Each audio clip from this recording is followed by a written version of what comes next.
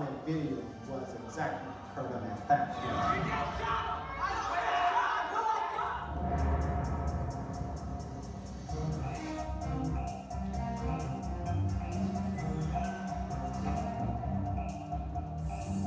Caught on camera. Proof. Transit police detain a group of men on a train platform. Several bystanders are recording the scene when unexpectedly one of the officers draws his gun and pulls the trigger. You could clearly hear everyone at the same time gasp. And we knew Oscar was shot. January 1st, 2009, Oakland, California. It's just after 2 in the morning when a Bay Area rapid transit train, known as BART, pulls into the Fruitvale station and the doors open. A BART police officer tells 5 men who step off the train to wait on the platform. 2 of them defy the instruction and get back on the train. Out of nowhere, I heard, "Get off the train, get off the train," and some curse words after that. Like many of the train passengers, Tommy Cross is on his way home from seeing the New Year's Eve fireworks show in San Francisco when he sees the officer entering the train car. I thought he was coming for me for a second, but he went right past me and grabbed the young man who just walked on the train. The BART police officer, Tony Peroni, is responding to a report of a fight on the train that the conductor called in. So, lead car, no weapons, all black clothing, group of BMs is all we had. The transmission was BM, a group of BMs, which represented black males. Cephas Johnson's nephew, Oscar Grant, is one of a group of men involved in the altercation just moments before. Oscar and his friend was on the train, and an old friend of his that they used to know had some issues in the past. And they saw each other, and next thing you know, they grabbed each other and started tussling. The scuffle comes to an end as the train pulls into the station. They squashed it, they went about their business, and then the train, of course, as you know, came to the Fruitvale BART station. Officer Peroni orders Grant and his friend back off the train. He says, "I saw you two get on the train, get off my effing train." So Oscar comes off the train, and he says, "You go stand against the wall with your friends." On the station platform, Officer Peroni places one of the men in handcuffs, seen on the bottom left of the screen, while his partner, Officer Marisol Dominici, watches the others lined up against the wall. Several people on the train, including Tommy Cross, begin recording the incident. I feel like I needed to capture this incident was because of the aggressive behavior by the officers that night. One camera catches Officer Peroni approaching Oscar Grant, standing in the middle, and striking him. And you can see in the video, he actually punches Oscar. He punches Oscar, and then of course, all his friends go like, "Wow, what's going on? Hey, we're gonna sue you. This is wrong. What's going on?" The police were overly aggressive with no reason whatsoever to be as aggressive as they were. These men weren't trying to wrestle them, they were trying to fight them. Officer Peroni aims his taser at the detained men. Grant puts up his hands. Other officers arrive and block off the area. Grant is on his cell phone with his girlfriend and takes a picture of another officer, Johannes Messerly, pointing a taser at him. He was speaking into his phone like they're beating us up, they're hitting us, and he was exchanging words with the officers at the same time. Grant tries to stand up. Officers push him back down.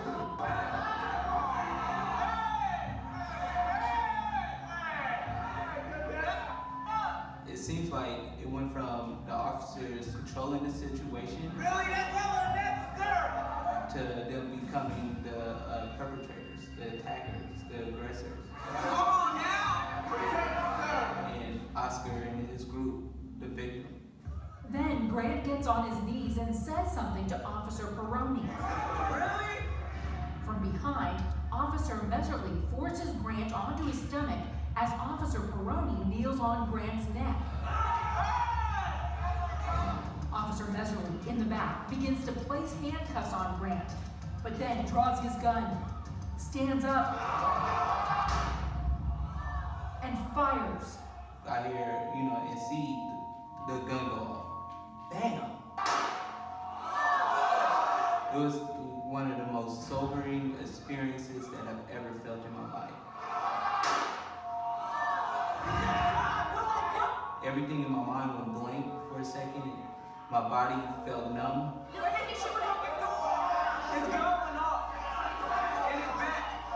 I was trying to make sense of what was going on, what happened.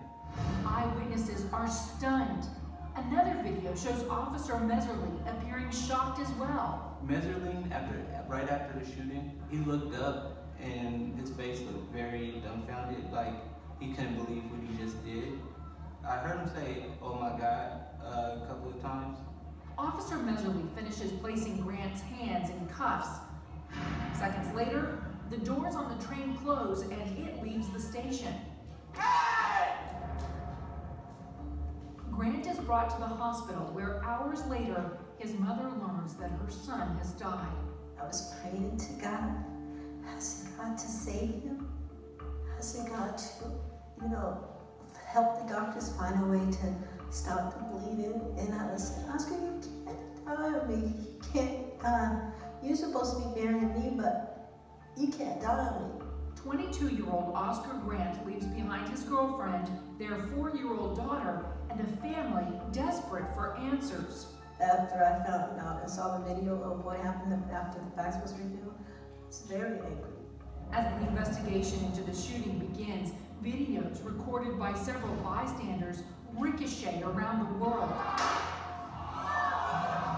shining an intense spotlight on Officer Meserly and raising questions of police brutality with racial overtones. The police is getting away with murder. And out in the streets, they talk about they serve and protect us. They don't serve and protect us, they kill us. Officer Meserly refuses to be interviewed by investigators, and 6 days after the incident, he quits his job without giving a statement about the shooting.